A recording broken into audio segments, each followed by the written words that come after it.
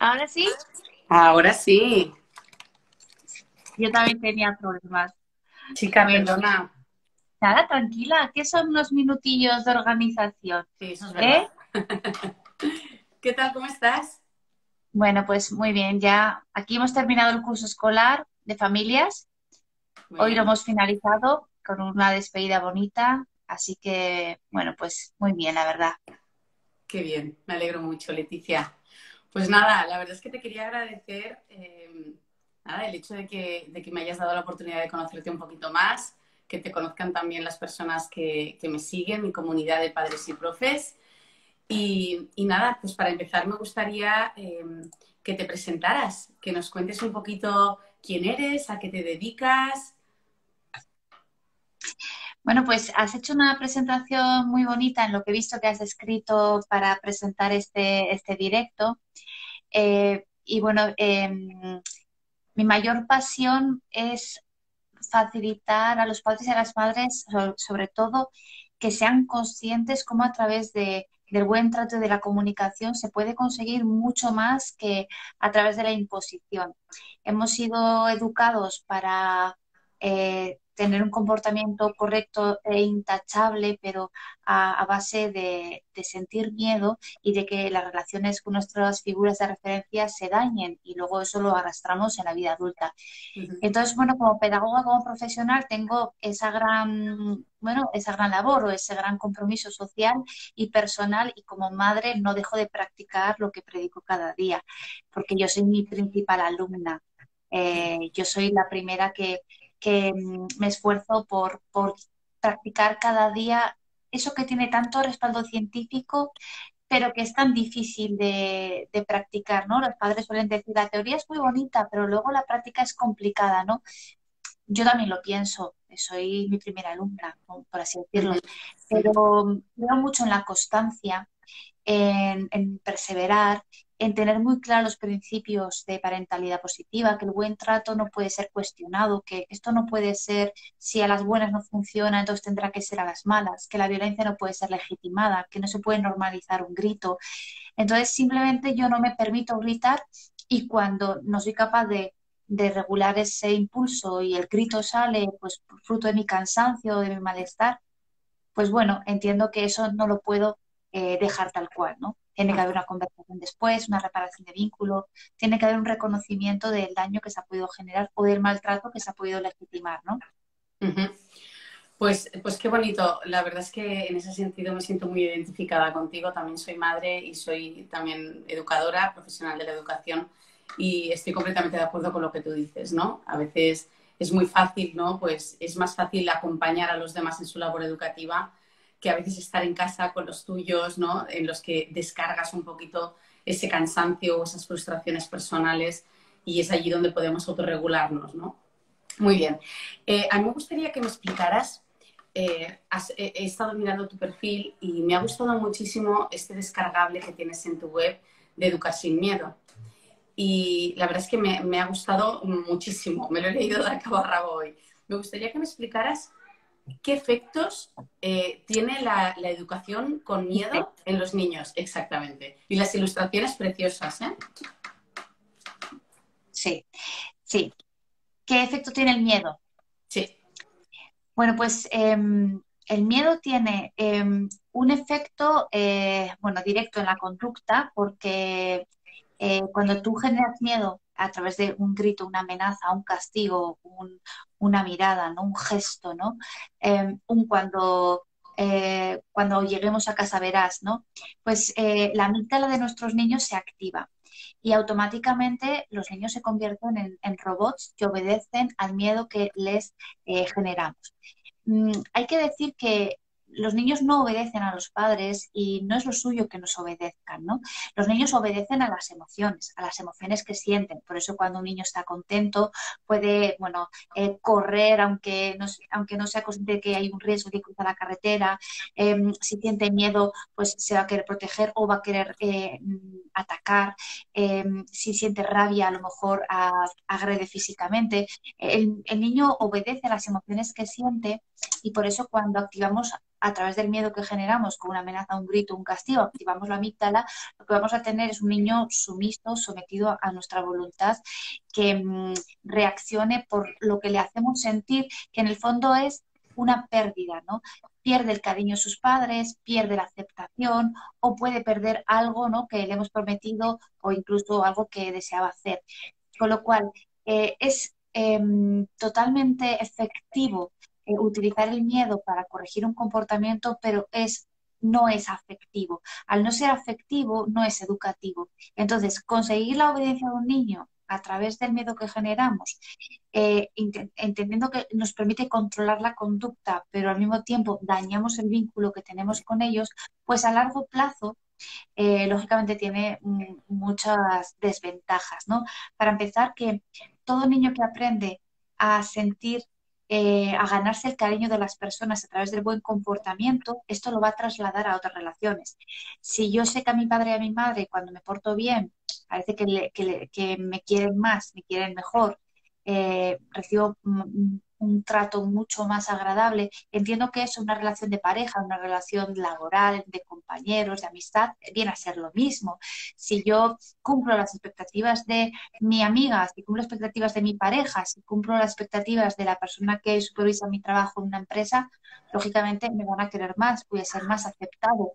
Entonces, el educar condicionando el comportamiento de los niños solo porque es efectivo y funciona, yo entiendo que algo que te funciona en un momento dado, ¿quién no se resiste a utilizarlo? No es Claro, efectivo, ¿no? claro. Porque, claro, el diálogo, la paciencia, el acompañamiento, la comprensión, la empatía, todo esto va a otro ritmo, ¿no? Y vamos muy rápido, ¿no?, en la vida. Pero tiene unos perjuicios en la salud emocional de nuestros hijos tan latentes que no hay más que ver cómo, pues, hoy en día nos cuesta mucho erradicar la violencia, bueno, machista, entre iguales, violencia de todo tipo. Fíjate, violencia en los campos de fútbol, por pensar en la política, por ideologías, ¿no? Ajá. Es una sociedad enfrentada porque nos cuesta mucho tolerar al que piensa diferente a mí. Y además, piensa una cosa, yo puedo ser de los Asuna porque he nacido en Navarra, pero es que si hubiera nacido en Madrid, sería del Atleti. Entonces, al final estamos muy condicionados al lugar donde hemos nacido, ¿no? Totalmente. Igual con las ideologías, las religiones. Entonces, que al fin y al cabo, yo desde padres formados lo que hago es, bueno, pues sobre todo sensibilizar, ¿no? Que es el material del que tú comentabas, de Educar sin Miedo. Es un material que surgió pues un poco con la intención de facilitar los principios de la parentalidad positiva que tienen su respaldo científico, pero que a veces abruman y parecen tan complicados, ¿no? Y cómo voy a hacer eso, ¿no? Y que no me siento capaz, ¿no?, de educar de esa manera tan perfecta, ¿no? Y sin embargo te das cuenta que es algo muy sencillo, ¿no? Todo empieza por cambiar la forma de decir una frase, la forma de expresarme o cómo pongo el foco en un momento dado, ¿no? Porque puedo decir, ¿no?, me tienes harta, no puedo contigo, ¿no? Sacas lo peor de mí, ¿no? O puedo decir, estoy molesta con la situación, me siento mal con lo sucedido, tengo que pensar y tranquilizarme, ¿no? Y a partir de ahí a lo mejor puedo decirlo de otra manera, ¿no? Entonces, un poco el entender que detrás de un comportamiento X que me genera malestar hay una necesidad afectiva y que los niños no pueden aprender o no les ayuda a aprender que cuando se portan bien cumplen nuestras expectativas y les queremos más, que el amor es incondicional y no está ligado al buen comportamiento, ¿no? Pues sí, la verdad es que ahí has dicho algo muy bonito y es que al final nosotros es cierto que cuando estamos intentando que nos obedezcan es porque estamos buscando también su bien, queremos que, al final lo que queremos es que sean felices, ¿no? Al final todo lo que estamos haciendo es por su bien. Pero es cierto, y eso también lo dices en tu libro, que no es lo mismo amar, ¿no?, que sentirse amado.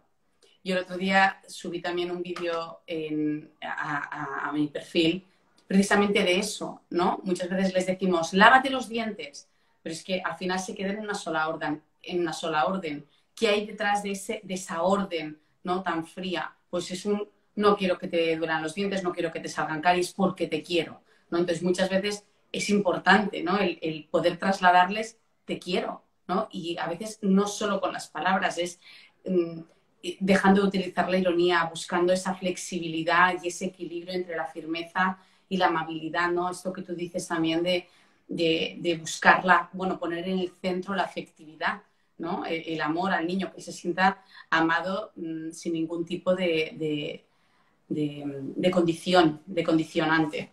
Es verdad. Eh, Sí, Perdona. sí, no, te escucho. Nada, sí que es verdad, has dicho en un momento eh, que nosotros a veces estamos cansados, estamos frustrados, ¿no? Y a veces eso nos dejamos llevar cuando estamos en casa, ¿no? Pero eso luego también nos genera a nosotros mucha culpa, ¿no? A los educadores, sobre todo cuando somos padres. A los profes quizá tenemos cierto o mayor control en el aula porque no son nuestros hijos, pero con nuestros hijos es verdad que a veces podemos llegar a perder esos papeles y llegar a decir, es que me sacas de mis casillas, es que sacas lo peor de mí, ¿no? Eh, ¿Qué hacemos con ese sentimiento de culpabilidad? ¿Cómo lo podemos gestionar? Esa es una Mira, pues pregunta que me hacen muchos padres, ¿no? ¿Qué puedo hacer con eso? Porque no soy una buena madre, me dicen a veces algunas madres, ¿no? Algunos padres. sí, entiendo.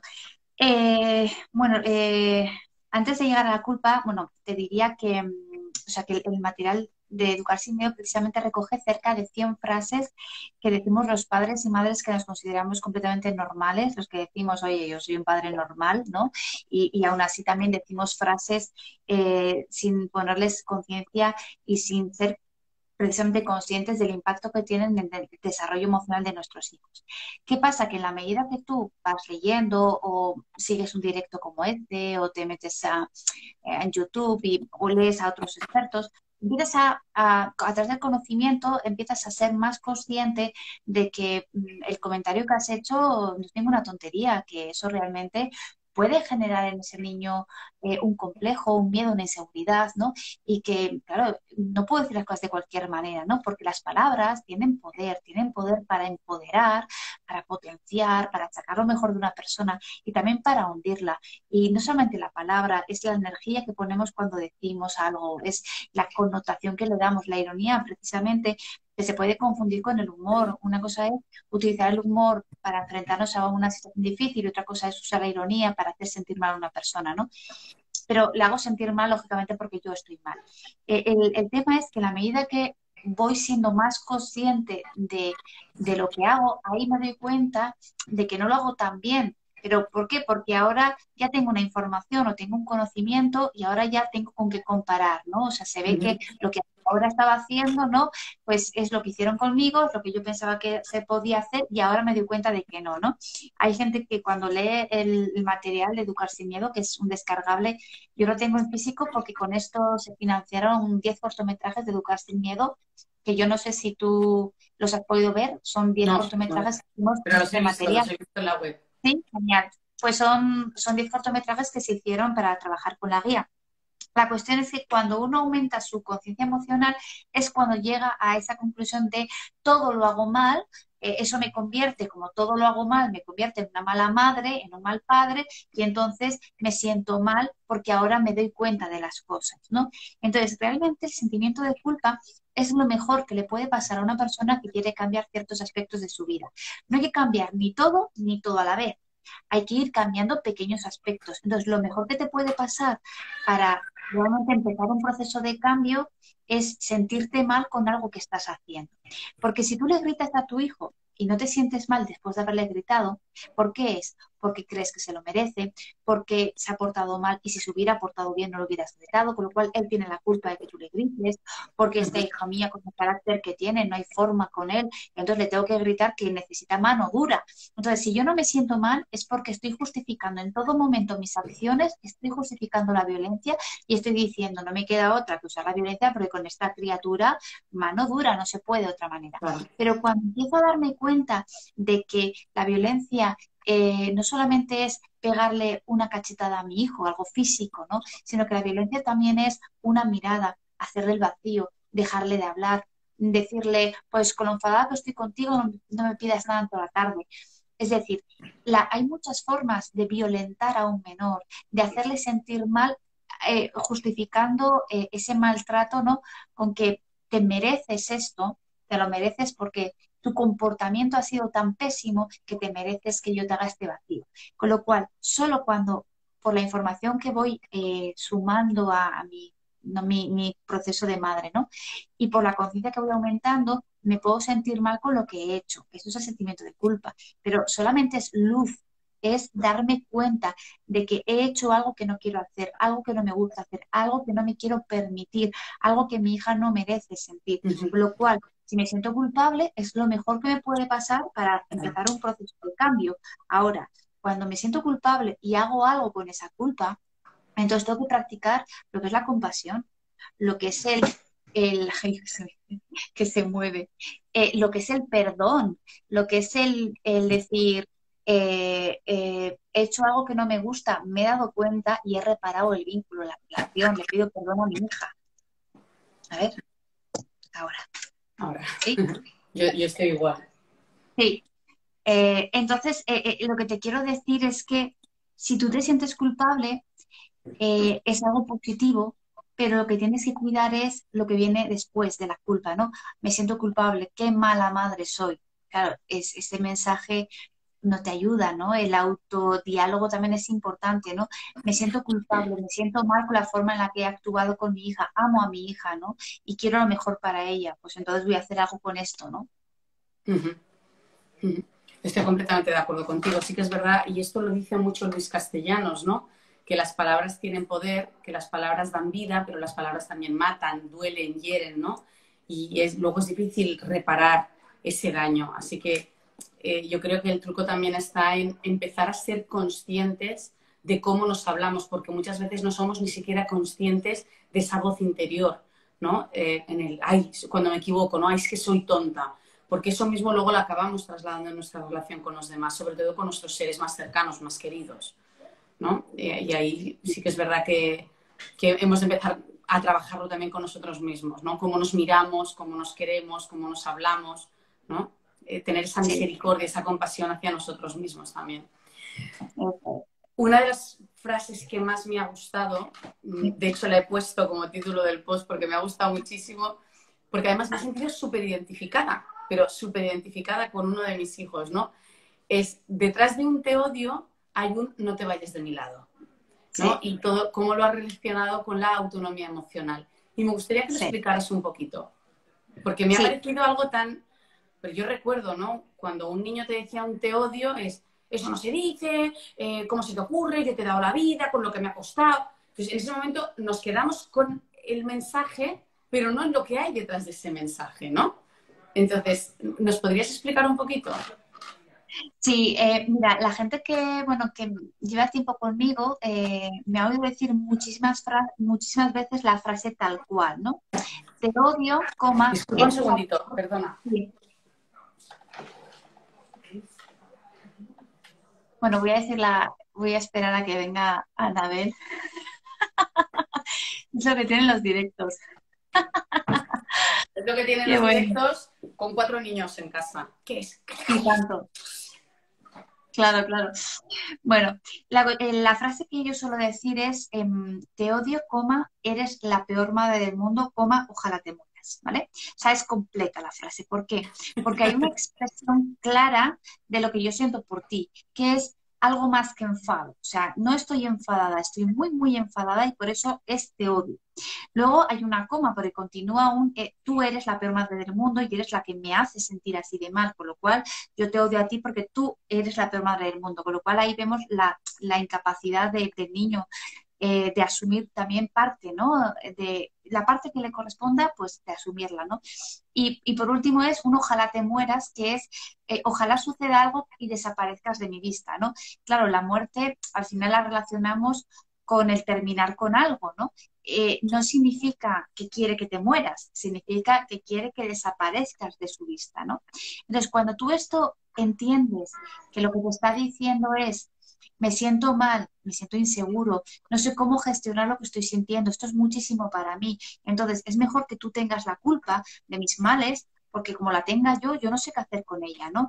Y además no soporto lo que siento, no soporto verte porque aún me siento peor, desaparece de mi vista, pero no, no te vayas, no te vayas, no te vayas porque si te vas Entonces, ¿cómo hago con lo que yo siento, ¿no? Claro. Entonces hay que leer entre líneas. Entonces, hay que entender, mi hijo está tan enfadado conmigo en este concreto momento, preciso momento, que no encuentra una manera mejor de expresarme lo que siente, porque no se siente mejor. Si tú te sientes mal, expresas lo que sientes y eso es desagradable. Entonces, como mi hijo está tan enfadado, no encuentra una manera mejor de decirme lo que siente, con lo cual voy a entender que aquí hay una coherencia clarísima, ¿no? Siente rabia, expresa rabia. Voy a entender que cuando me dice soy la peor madre del mundo, me está diciendo, es mejor que tengas tú la culpa de mis males a que la tenga yo, no puedo asumirla todavía, no puedo hacerme responsable de lo que yo siento, ¿no? Entonces mejor ten tú la culpa, que es más fácil así, ¿no? Y luego desaparece de mi vista, pero no por mucho rato, porque te necesito a mi lado, ¿no? Entonces cuando alguien sabe entender esto, no lo personalizas, lo primero, no le das la gravedad que no tiene, no sientes que es una falta de respeto. Entonces simplemente lo que dices es, vale, mi hijo necesita tiempo para sentir lo que está sintiendo. En la medida que lo va sintiendo, la intensidad va bajando, es como los niños. Los niños no necesitan calmarse, necesitan llorar, porque solamente cuando lloran consiguen que lo que están sintiendo baje la intensidad. Entonces, simplemente permítele llorar. A él permítele sentirse mal, estar enfadado un rato. En la medida que va sintiendo, sin que nadie le juzgue, sin que nadie le diga que lo que ha hecho está mal, ni que nadie le critique fuerte, duramente en ese momento, lo que está sintiendo va bajando en intensidad. Cuanto más baja la intensidad, más capacidad tiene de pensar. Porque yo cuando siento no pienso, solo cuando lo que siento es manejable puedo empezar a pensar. Y una vez que ya pienso, me puedo dar cuenta de la cara de mi madre, del ambiente, de la situación, de lo que ha sucedido. Y ahí es cuando puedo retomar y decir, no, es que estaba tan enfadada que es que en este momento solo quería gritar, solo quería, ¿no? Sacar. Saber estar en ese momento no es fácil, pero cuando estás, entiendes que eso realmente te corresponde como madre. Yo lo explico con un ejemplo que no es muy agradable, pero mis familias lo entienden y de hecho con los años me lo recuerdan porque lo tienen como muy grabado, ¿no? Yo lo explico como si fuera el cubo de los vómitos de nuestros hijos. ¿Por qué te pongo este ejemplo? Porque para una madre, el que su hijo vomite y poder estar en ese momento es lo más grande, porque ese sostener el daño de mi hijo, y es más, somos capaces de estar y que no nos produzca asco porque es nuestro hijo, se encuentra mal y yo tengo que estar aquí con él. Es más, nos gusta incluso ver qué es lo que le ha sentado mal y verlo a través del vómito, porque dices que le ha Eso mismo te sentado iba a mal. decir, que a veces es hasta un alivio ver que vomita y Una dices, bueno, lo que le hacía sentir mal lo ha sacado, ¿no? Qué bueno, y encima ya sé que le ha sentado mal la cena porque la tiene aquí, ¿no? Entonces, un ejemplo tan desagradable, pero que cuando eres madre no es desagradable, ¿no? Porque son Exacto. tus hijos y tú sabes que están mal y que tú estás ahí para que estén bien, es información. El vómito es información. Cuando tu hijo te dice, eres la peor madre del mundo, es información. Lo que te está diciendo, esto que tengo aquí dentro me está sintiendo tan mal que o lo vomito o me voy a poner mala. Entonces, cuando lo saca y tú dices, ah, vale, en estas palabras está el vómito de mi hijo, está su malestar. Bueno, yo estoy aquí para ayudarte a que te alivie la situación, el momento. Y ya tendremos una conversación donde tú puedas encontrar unas palabras mejor, donde yo pueda entenderte mejor, donde fluya una comunicación, porque ahora no nos estamos comunicando, ahora simplemente estás vomitando tu malestar, pero yo no voy a dejar de estar aquí contigo, aunque no me guste, no me agrade. Entonces, entender esto es saber cuál es nuestro papel también como madres, porque no solamente es corregir, disciplinar, poner límites, poner normas, también es estar. Cuando lo que hacen y lo que dicen no nos gusta, cuando incluso nos avergüenza, si creemos que es un mal comportamiento, si no casa con mis valores, si alguien me está viendo y me van a juzgar como mala madre, ¿no? Saber estar ahí, por encima de todo. ¿Por qué? Porque habrá mejores momentos para hablar de lo que hay que hablar, habrá mejores momentos para poner orden a lo que estamos expresando, pero lo que el niño graba a nivel inconsciente y lo graba a nivel, digamos, de memoria implícita, es lo que les hacemos sentir. Entonces, lo que les hacemos sentir es algo mágico pasa dentro de mí cuando doy motivos para que se alejen y no lo hacen. Eso es el amor incondicional. O sea, te estoy diciendo que te vayas de mi vida y permaneces ahí. Claro, permanezco, pero lógicamente permanezco en cierta quietud, con un rostro un poco serio, porque estoy desconcertada. Yo no puedo estar haciendo como si nada, como si no me importara. Es que en realidad no sé qué hacer, entonces estoy con un rostro un poco con la cara desencajada. Pero eso también es parte del acompañamiento, ¿no? Ujú. Es cierto, estamos hablando precisamente de acompañamiento. Me ha venido muy bien esta palabra porque me liga mucho a la siguiente pregunta. Estamos en época de exámenes. Los alumnos de segundo de bachillerato les acaban de dar las notas esta semana, empiezan selectividad en un par de semanitas. El resto de alumnos pueden estar de exámenes y hay mucha presión ahora mismo en casa, ¿no? En casi todos los hogares hay muchísima presión, estamos todos muy cansados, venimos de 1 año y medio de pandemia con clases online, profesores agotados. La verdad es que la situación está siendo muy complicada. El teletrabajo nos lo han vendido como la panacea y es aún más tremendo que el ir al despacho. Y nos estamos encontrando con alumnos muy desmotivados a nivel académico y además los adolescentes han sido, bueno, Sí. han sido grandes afectados por la pandemia, ¿no? Frente a esa desmotivación académica, ¿no? Que además tú también dices en tu libro, ¿no? El no presionar. ¿Cómo podemos abordar las familias y los profesores? Y aquí meto a toda la comunidad educativa. ¿Cómo podemos acompañar a nuestros alumnos / hijos ante esa desmotivación, ante esos malos resultados, ante, ¿no? Algo que al final no les define, porque unos resultados no les definen a ellos como personas, ¿no? ¿Cómo lo Sí, podemos hacer? sí, mira, yo te diría algo muy interesante y a ver si soy capaz de explicar. Eh, Seguro que sí. claro, porque son al fin y al cabo son también reflexiones muy profundas y que entiendo que no son para cualquiera y hay que también, bueno, ver más allá, ¿no? A ver, a mí como madre no me corresponde motivar a mi hijo como tal, incluso puedo llegar a ser muy irrespetuosa cuando quiero motivarlo, porque motivar es un arte, es como quien se dedica a hacer humor, ¿no? Que no solamente es contar chistes, ¿no? O sea, hay que tener también pues, cierto arte, ¿no? Para hacer humor, ¿no? Pues para motivar también hay que tener cierto arte y no todo el mundo lo tiene. Entonces, ¿qué hacemos cuando queremos motivar? Pues muchas veces desmotivamos porque queriendo hacerle ver que si pues no estudia, entonces a lo mejor suspende, y si no suspende, pues y si suspende igual sus amigos pasan y él no, y claro, él tiene que estudiar porque luego no podrá hacer tal cosa. Entonces empieza a buscar un montón de argumentos con el fin de hacerle ver lo importante que es que estudie, porque si no lo hace no consigue el objetivo y entonces hay pues eso, unas consecuencias negativas que le va a tocar asumir.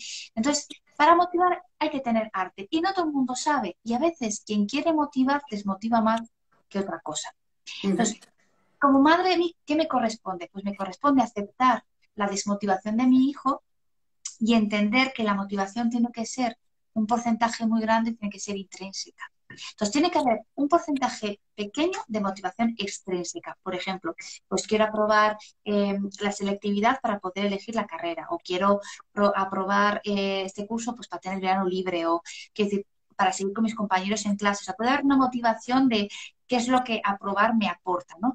Pero claro, aprender es una motivación intrínseca. Tengo que disfrutar estudiando, tengo que disfrutar aprendiendo. Y eso muchas veces llega en la universidad cuando elijo lo que quiero estudiar. Uh Entonces, -huh. muchas veces nos vamos a encontrar en secundaria, en bachillerato, desmotivación académica que desaparecerá cuando puedan elegir lo que estudiar. Entonces, tenemos que entender que si mantenemos una motivación externa, ¿no? Mínima, como es que algo bueno me va a suceder si apruebo, bueno, pues está muy bien. Pero no podemos pretender que la motivación intrínseca, que todavía no la han descubierto, despertarla nosotros, sino aceptar que esa desmotivación está ahí y puede estar ahí muchísimos años y que en algún momento, cuando elijan lo que estudiar, pues realmente podremos disfrutar de verles, ¿no? Aprender y elegir, estudiar, invertir tiempo, ¿no? Por el mero placer de aprender. Entonces, ¿qué te diría yo? Que cuando la situación es tan complicada, como tú bien lo has descrito, ¿no? Maestros con síndrome de burnout, ya no están estresados, ya están pasados de rosca, cansadísimos, agotados, circunstancias, ¿no? Que podamos tener en las familias, miles. Pues igual tengo que bajar las expectativas. Igual precisamente porque la situación es la que es y no la puedo cambiar, no depende de mí y no todo es... mm, no puedes elegir lo que te pasa, puedes elegir cómo encajar lo que te pasa, ¿no? Que a veces decimos, cae sobre mí la responsabilidad de cómo encajar una situación, ¿no?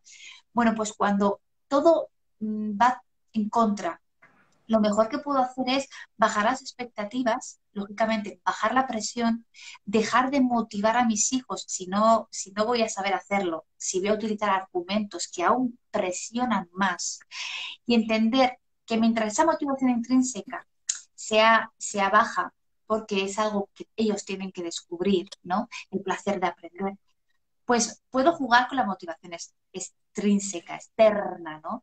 Pues en casa, por ejemplo, ¿qué valoramos positivamente? Que cuando aprobamos, porque tenemos un buen curso, es que tenemos 3 meses de verano.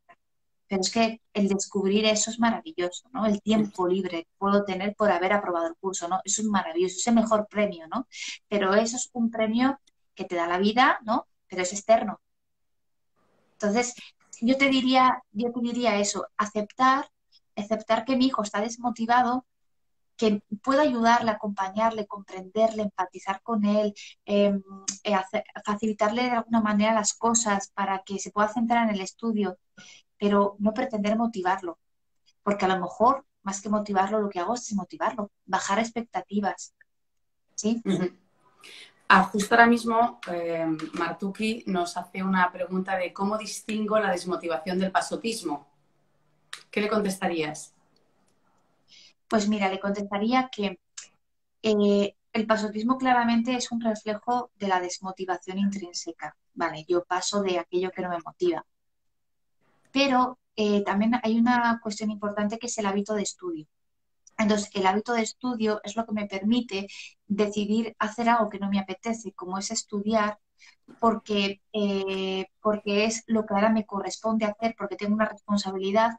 Entonces, ese hábito de estudio me lleva pues a sobreponer pues el esfuerzo, ¿no? Ante la desgana, a priorizar una buena planificación, ¿no?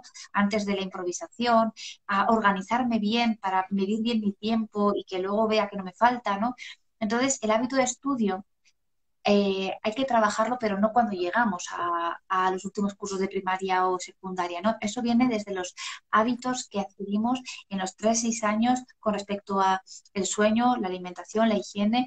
Yo lo suelo explicar. Los niños no tienen que aprender que se tienen que lavar las manos antes de comer. Los niños tienen que ser conscientes que el hecho de dejar de jugar para lavarse las manos antes de comer les genera una frustración muy grande. Entonces, el problema no es que no me quiero lavar las manos, sino que no quiero dejar de jugar para lavarme las manos. Si cada vez que tenemos un conflicto que tiene que ver con hábito, con lavado de dientes, manos, con recoger los juguetes, en lugar de enfrentarlo como un problema y pretender resolverlo con un castigo, una amenaza, un grito, ¿no? Y hacer de eso un problema. Lo vemos como el mejor entrenamiento para que mis hijos se enfrenten a la frustración y les ayudemos a tolerarla.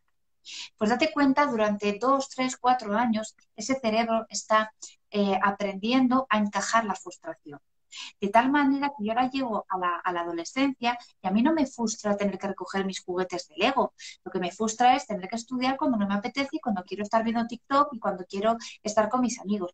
Pero tengo un aprendizaje interno que tiene que ver con enfrentarme a mis frustraciones.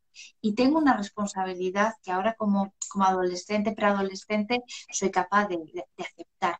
Entonces, me puedo enfrentar a la pereza, a la frustración, al miedo, a la inseguridad, porque tengo digamos, el entrenamiento. No tanto las herramientas, ¿vale? No hablo tanto de herramientas, yo hablo más de haberme podido entrenar a lo largo del tiempo, ¿no?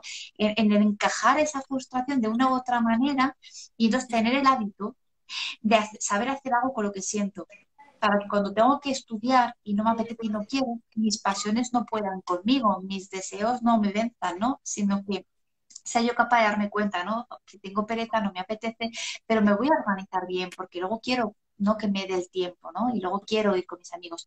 Entonces, el pasotismo puede ser un reflejo de la desmotivación, pero ese pasotismo habría que saber gestionar a través de este entrenamiento personal, ¿no? Yo tendría que saber estar un rato pasando de todo, porque eso se llama procrastinar, ¿no? La palabra famosa de la procrastinación, ¿no?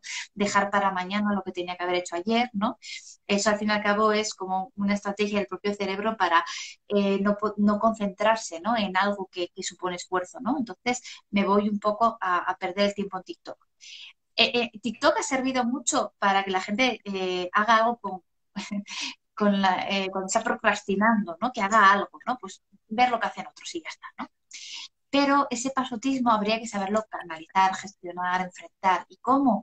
Pues si yo me he entrenado en la tolerancia a la frustración, gestionar la frustración ante la desmotivación académica, pues es, digamos, algo más fácil, ¿no? Si tengo previamente el trabajo anterior hecho, ¿no? Sí, al final es lo que nos han dicho desde que somos niños, ¿no? Al final la voluntad es un músculo y hay que ejercitarlo desde que son niños, ¿no? Esto me ha pasado con muchas familias que te dicen cuando el niño tiene 15 años, es que no se hace la cama. Pero es que se lo has pedido cuando ya tenía 13, ¿no? ¿Qué ha pasado antes? No puedes estar asumiendo tú las tareas, es una cuestión de entrenar esa autonomía, ¿no? Para que ellos se sientan realmente válidos. Si lo queremos hacer todo cuando ya son adolescentes, no es que no podamos volver atrás, sino que nos va a costar muchísimo más, ¿no? Que Eso adquieran es, según qué hábitos. eso Eh, es. ante padres que tenemos síndrome de loros, de estar todo el día repitiendo lo mismo, repitiendo lo mismo, repitiendo lo mismo y no nos obedecen. ¿Qué hacer ante la desobediencia, Leticia? Mira, pues para empezar, yo te diría que pretender que un niño te obedezca es no entender cómo funciona el cerebro. Entonces, lo primero, hay que entender que los niños obedecen a las emociones. Y si yo le genero la emoción del miedo, lógicamente me va a obedecer porque el miedo paraliza. Entonces, yo de repente me voy a dar cuenta de que el grito, el castigo, la amenaza es súper efectivo, porque fíjate, claro, si le digo las cosas bien y por favor, no me hace caso. Las buenas no funciona. Parece que solo funcionan las malas, ¿no? Efectivamente, funcionan las malas porque el miedo paraliza y entonces eso yo lo entiendo como obediencia. Pero no es aprendizaje ni responsabilidad. Entonces, pretender que un hijo te obedezca es no entender cómo funciona el cerebro y además educarlo a través del sometimiento, entendiendo que cualquier persona que a lo largo de su vida tenga el poder de activar su amígdala va a obtener el mismo sometimiento. Y entonces a mí no me va a gustar que se someta a una pareja, no me va a gustar que se someta a, digamos, en el trabajo y que no defienda sus derechos, y ahí sí que me va a molestar. Pero no seré consciente que a lo mejor yo lo he estado sometiendo durante muchos años en la crianza, ¿no? Entonces, para empezar, hay que entender que la obediencia inmediata, efectiva, a través del miedo, no es educativo y no conviene y no es favorable para el desarrollo emocional de un niño o de una niña. Eso para empezar. Pero ¿qué pasa? Que el cerebro aprende por la repetición y eso es cierto. Hay que repetir muchas veces las cosas. El problema es cómo lo repetimos. Porque yo tengo que repetir durante 24 años, que es el tiempo que necesita el cerebro para formarse, tengo que estar repitiendo durante 24 años muchísimas cosas todos los días, pero no se trata de repetir lo mismo 50.000 veces, mantener un buen tono y solamente cuando parece que me dan un motivo para enfadarme, gritar, ¿no? Y ahí justificar el grito como si a la buena no funciona, pues tendrá que ser a las malas. Entonces se trata de trabajar la repetición consciente. Es decir, cuando yo te digo una cosa, te hago consciente de lo que te he dicho. Si te lo tengo que repetir, te lo repito porque entiendo que es parte de la creación de ese hábito, ¿no? Pero si te repito algo, es haciéndote consciente. Entonces, lo que no vale es que yo esté en la cocina, que te llame 50.000 veces y que si no vienes a cenar, yo me enfade contigo porque no obedeces. De lo que se trata es que yo te llame una vez, vea que no vienes, la segunda ya te llame y vaya por ti, pero no me vaya de la habitación sin llevarte a la cocina, porque lo que tengo que es ayudarte a generar el hábito. Entonces, cuando tu cerebro asocia la llamada con el acompañamiento, al principio más, luego menos, porque ya van haciendo el hábito, si yo te llamo, tú ya tienes el hábito adquirido y ya te cuesta menos responder a la llamada.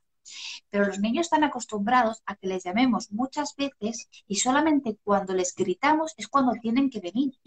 No están acostumbrados a que les llamamos, les hacemos un acompañamiento, generamos el hábito y al final ellos asocian la llamada con la respuesta. Entonces se trata de entender que la repetición tiene que ser consciente, hacer consciente a mi hijo de que le estoy llamando y ayudarle a generar el hábito de responder a la llamada, pero sin necesidad de recurrir al grito. Entonces, yo te diría simplemente que no queremos hijos obedientes, pero es más, el único grito que genera miedo y que tendría, que estaría consentido y permitido, ¿vale? Es el grito que sustituye mis manos y mis pies para proteger a mi hijo. Si mi hijo está cerca de la carretera y yo veo que se acerca un coche y no tengo forma de protegerlo, apartarlo con mis manos, entonces ahí sí que voy a pegar un grito desgarrador para que active la amígdala y el miedo que le genera mi grito haga que él reaccione y se ponga a salvo. Entonces, los gritos en principio tienen un sentido, que es despertar a alguien, ¿no? Activar a alguien, avisar a alguien.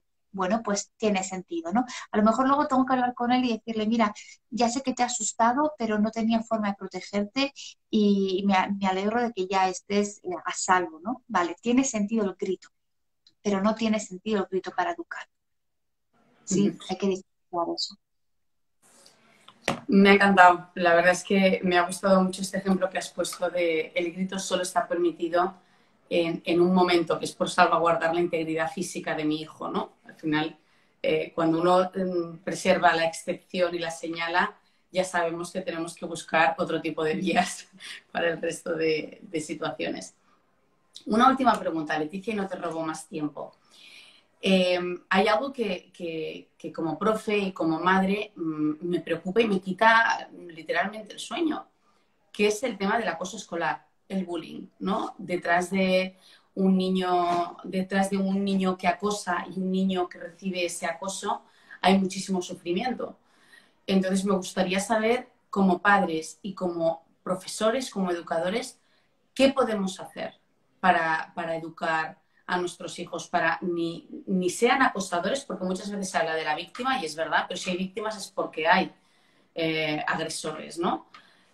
No sé qué me haría más daño, si que uno de mis hijos fuera agresor o fuera víctima, ¿no? Creo que las dos cosas me harían igual de daño. ¿Qué podemos hacer para evitar?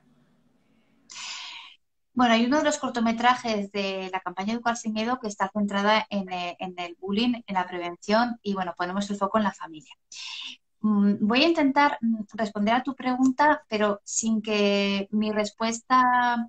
Soy muy sensible a todo tipo de violencias y a veces parece como que tenemos la respuesta, ¿no? Y que si se hace lo que decimos, a lo mejor pues no habría bullying, ¿no?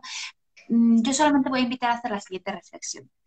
Cuando tenemos los niños muy pequeñitos y estamos en el parque y una madre está con el hijo, el padre está con el otro hijo y se enfadan y discuten y a lo mejor uno le pega a uno, uno le muerde al otro, corregimos con muchísima dureza, porque los padres solemos reaccionar ante la agresión física con mucha dureza, pero porque no queremos quedar mal con el otro padre. No tanto que nos preocupe que nuestros hijos peguen, sino que no queremos quedar mal con los demás. Yeah. Y entonces, cuando hay que corregir una conducta, pues les obligamos a que se pidan perdón, les obligamos a que compartan, les obligamos a que jueguen con un niño que a lo mejor no conocen, porque tienen que ser todos amiguitos. Entonces, en lugar de cuidar las relaciones, enseñarles a vincularse emocionalmente, afectivamente, en lugar de despertar la empatía, el darse cuenta de que han hecho daño al pegar a uno, de cómo se siente el otro por lo que ha sucedido. O sea, en lugar de cuidar las relaciones, la vinculación afectiva, lo que hacemos es decirles cómo se tienen que relacionar. Entonces, le tienes que pedir perdón porque le has pegado, le tienes que dejar tu juguete porque no puedes ser egoísta, tienes que ser generoso, tienes que compartir y tenéis que ser todos amiguitos, pero a lo mejor todavía no se conocen, la capacidad de empatizar hasta los 4 años no se desarrolla, hay que vincularse, hay que tener relación, hay que tener amistad y todo esto es un proceso pues que requiere pues de su trabajo, en el aula, fuera del aula. Entonces, cuando tienen otras edades y ya no estamos tan pendientes y depende de ellos el cómo relacionarse, no saben, Claro. no saben. Mira, el que recibe la agresión a veces no sabe que no tiene que tolerar esa agresión, porque está muy acostumbrado a que si hace algo merezca ser maltratado, porque los propios padres muchas veces no nos disculpamos con nuestros hijos cuando les damos un maltrato, dar un maltrato que muchas veces ellos acaban tolerando del entorno. La víctima no sabe que lo que está recibiendo no lo tiene que tolerar. Como no lo sabe, lo tolera durante mucho tiempo. Tendría que pedir ayuda, pero tampoco sabe cómo ni a quién. No sabe cómo alzar la voz, porque muchas veces le han dicho que son cosas de niños. Venga, poneros a jugar todos, que sois amiguitos. Venga, no discutáis, no, que esto son cosas de niños. A estos niños no le damos importancia. Entonces, si yo recibo un maltrato de un igual, lo ideal sería detenerlo cuanto antes, pedir ayuda cuanto antes, reconocer que estoy tolerando un maltrato, pero para cuando me doy cuenta es muy tarde. Quien ejerce la agresión física tiene que tener competencias emocionales suficientes como para saber relacionarse y socializarse con los demás sin hacer daño. Aquí necesitamos tener la comunicación asertiva súper trabajada, saber esperar un turno, saber ser paciente, no querer, o sea, aceptar que no he llegado el primero, tolerar la frustración de ser el último. Hay un trabajo emocional tan potente que yo te diría que todo lo que no hemos trabajado hasta los 6 años se puede trabajar después. Claro que sí. Lo que pasa es que luego hay que trabajarlo en los conflictos. Cuando los conflictos ya surgen, es como que de los 6 a los 12 socializamos muchísimo, y hay muchísimos conflictos, pero ahí ya nos damos cuenta que faltan habilidades sociales y que hasta los 6 años, si trabajamos esas habilidades sociales en el parque, en casa, en la familia, en la escuela es mucho más fácil luego gestionar los conflictos. O sea, lo que te quiero decir como maestra es que los padres podemos facilitar mucho el trabajo de una maestra en el aula si hasta los 6 años que estamos muy encima de ellos sabemos trabajar las relaciones, los conflictos, y ponemos el foco en las habilidades socioemocionales y no solamente en resolver un conflicto. Porque si yo hago esa parte como madre, tú luego como maestra tienes que trabajar los conflictos, pero no te resulta tan difícil, porque ellos ya están acostumbrados a identificar emociones, a hablar de emociones, a escuchar emociones. Entonces, ahí tenemos los padres una gran responsabilidad y todo empieza en el parque. Sí. ¿Vale? Es como, al final, todo lo que es la prevención de bullying, de acoso escolar, los conflictos escolares, ¿no? Porque unos son conflictos, otros ya hablamos de bullying, ¿no? No todo es bullying, ¿no? A veces simplemente son conflictos de aula que no tienen por qué ir a más. Pues yo te diría que muchos de esos conflictos se pueden prevenir en las respuestas que damos los padres en los parques. Me ha parecido muy interesante un punto que lo has dejado entrever ahí, y es el pedir ayuda, ¿no? Muchas veces no seas chivato, no que no sea chivato, que ha venido a pedir ayuda, ¿no? Y incluso en uno de los talleres que hicimos en el colegio en el que trabajaba antes,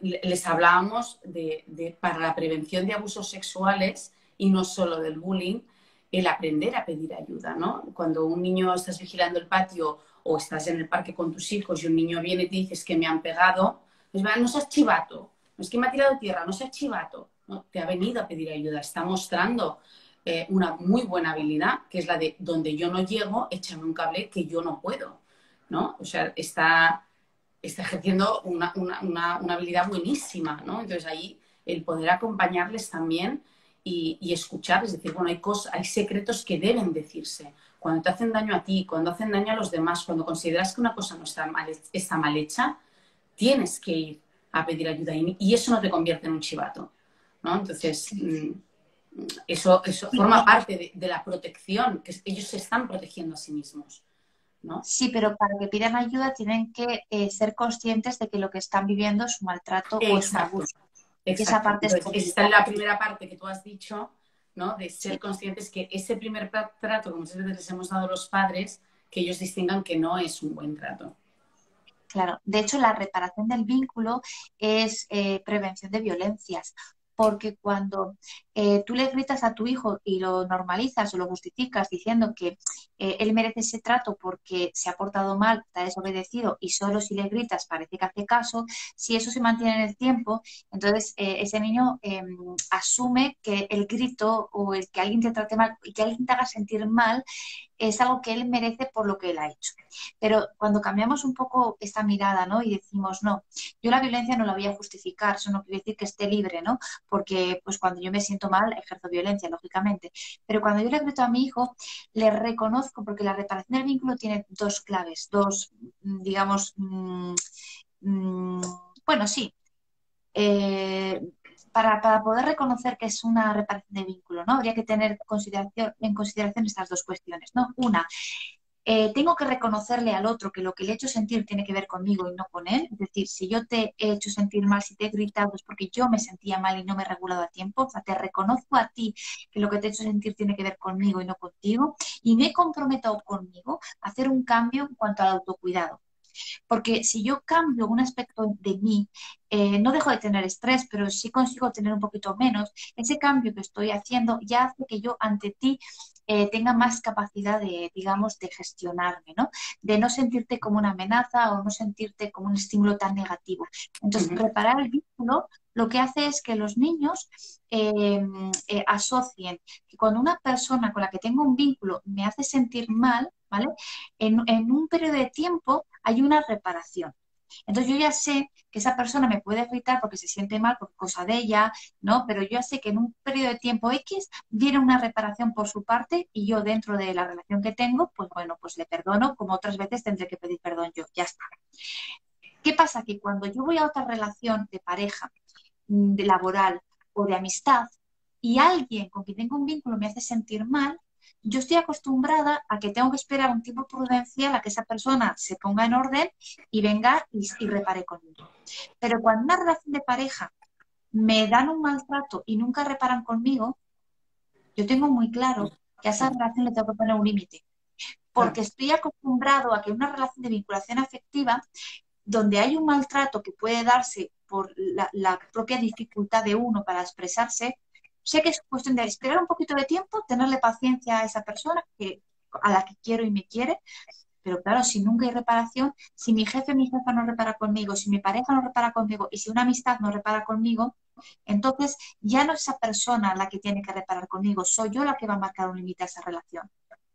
Eso también es no tanto pedir ayuda, sino eso ya tiene que ver con ayudarme, con llevar a cabo una acción de limitar una relación que entiendo que no me conviene, que es dañina, que es tóxica.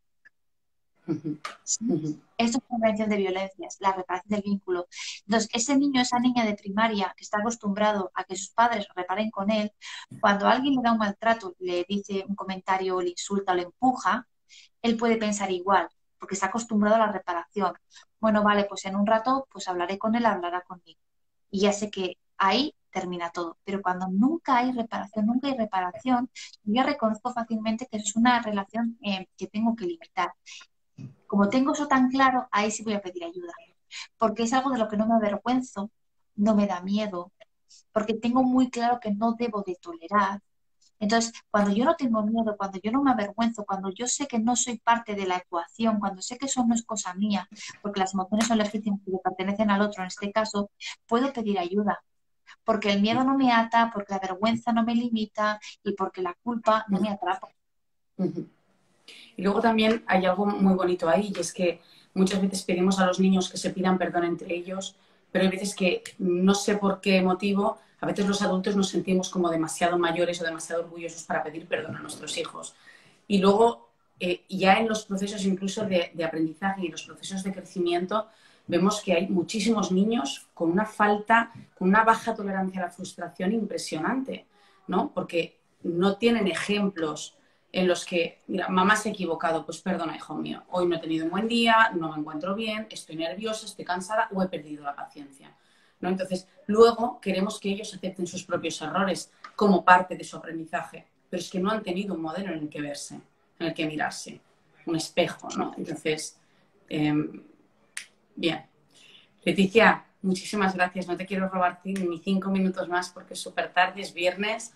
Deberías estar ya deseando descansar y desconectar un poquito.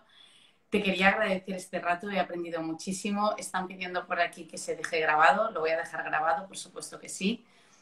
Y nada, de nuevo agradecerte tu tiempo. Seguimos en contacto y Un placer. muchísimas gracias.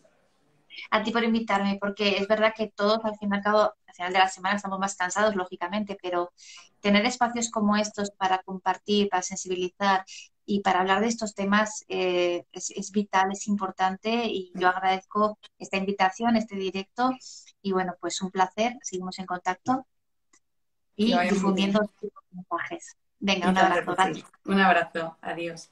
Un abrazo.